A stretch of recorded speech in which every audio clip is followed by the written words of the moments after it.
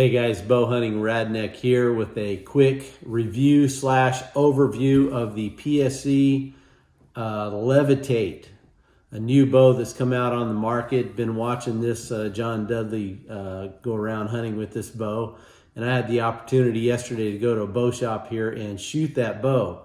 I am a PSE fanboy, or I should say former PSE fanboy. I've owned lots of PSE bows. The Omen, the Full Throttle, the Decree IC, the DNA, the 31 and 28 versions of the Evo, the original Evo. And after the 28 version of the Evo, I actually switched to a Matthews bow, Matthews V3 actually last year, and been loving that bow. But I wanted to go check out the PSE bows because the reason why I went away from them was the deal with the speed. Speed of their bows just went way down. And so I actually went to the Matthews, and then they came out with this Levitate. John Dudley had a lot of input on this bow, and so I thought I'd go shoot it. So stay tuned for this quick overview. Nothing new under the sun, one life to live, seeking fun. But shallow is the self-lived life. For me, myself, oh, so much strife. But Jesus is the answer for a life perplexed and wanting more. It's never easy self to deny, but it's the only way to a life on high.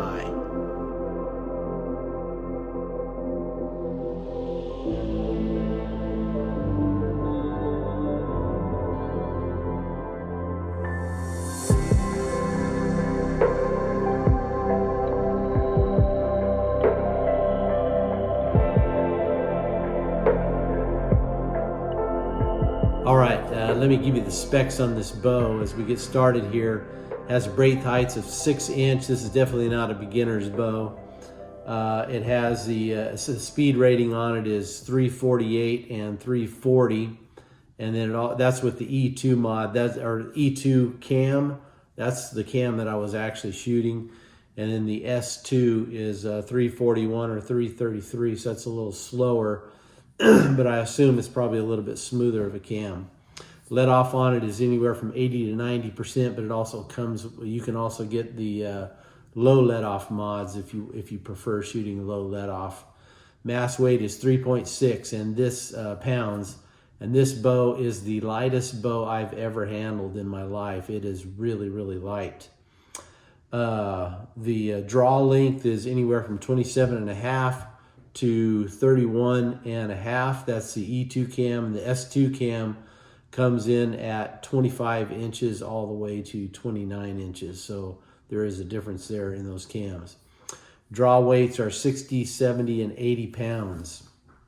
Limb bolt turns are 10. That's one of the characteristics of a PSE bow is it's very generous in the turns on those bolts. So you can get probably much less in, like, for example, if you have 60 to 70 pound limbs, I'm sure you could probably get that bow down to close to 50 pounds because of so many turns on it.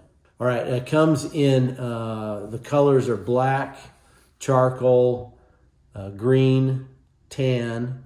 Then you have those same colors with camo limbs. You have Spec Ops, the Knock-On green, the Gunship, and Sandman. So those are the different colors that they come in.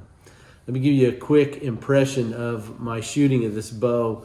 Now, I could not film. They wouldn't allow me to film at the bow shop, but I shot it about 10 times, and I know enough about PSE bows to know what they're like and how they feel.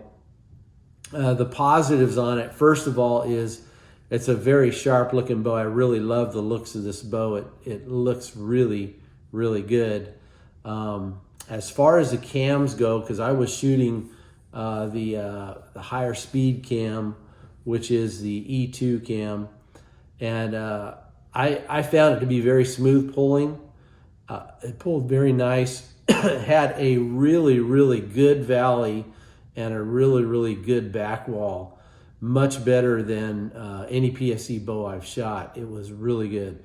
It also is a little bit wider of a bow, and so it actually the platform seems nice and stable, very much like my Evo 2031 and 28 that I used to shoot. And they are, it makes for a nice shooting platform. This is a proprietary carbon that they have created. And there is, when you shoot the bow, I did not feel any vibration. It's definitely vibration free.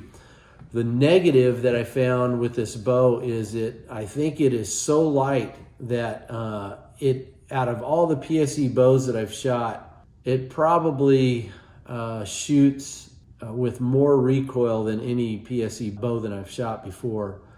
There's a lot of recoil, and that's probably because of the weight, I would assume. And so the hand shock on this bow is pretty heavy. Is that a deal breaker for me? Not necessarily, depending on what I would want to use the bow for. Another negative, there's two negatives in my book, was the recoil, hand shock. In fact, if you want to shoot a bow that has no hand shock at all, shoot a V3. My V3 has no hand shock at all. But the one negative is, of course, the hand shock recoil on that bow when you let that arrow fly, and then also the length of the bow, 32 1/4, I believe it is. It's just a little bit too long a bow for me. I like the shorter bows because I shoot a lot out of tree stands and box blinds. Would I use this bow in a tree stand? No, I just use my V3. Would I use it in a box blind or a tent blind? Probably not, because I'm going to pop the top. I love to stand up when I shoot. So this bow is specifically, I would say, if I was to use it, grew up in California, used to hunt a lot of the Sierra Nevada mountains. I'd take it on a Sierra Nevada hunt.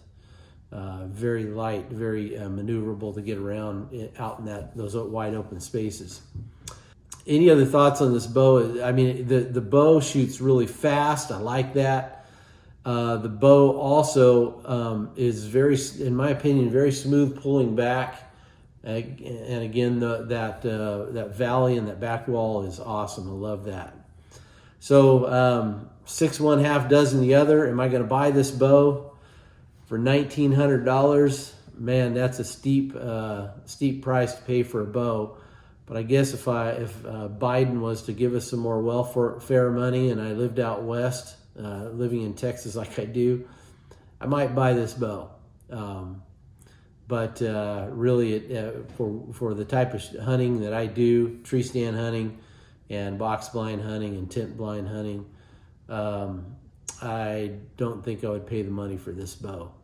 I'd try to find a little shorter bow. All right, hope you enjoyed those thoughts on the new PSE Levitate. Be sure and subscribe, give us a thumbs up, and we will get you notice of any future videos coming out. Got turkey season coming up, and also I got a bear hunt planned for the spring in New Brunswick, Canada. So be sure and stay tuned for those videos as well. Thanks for watching.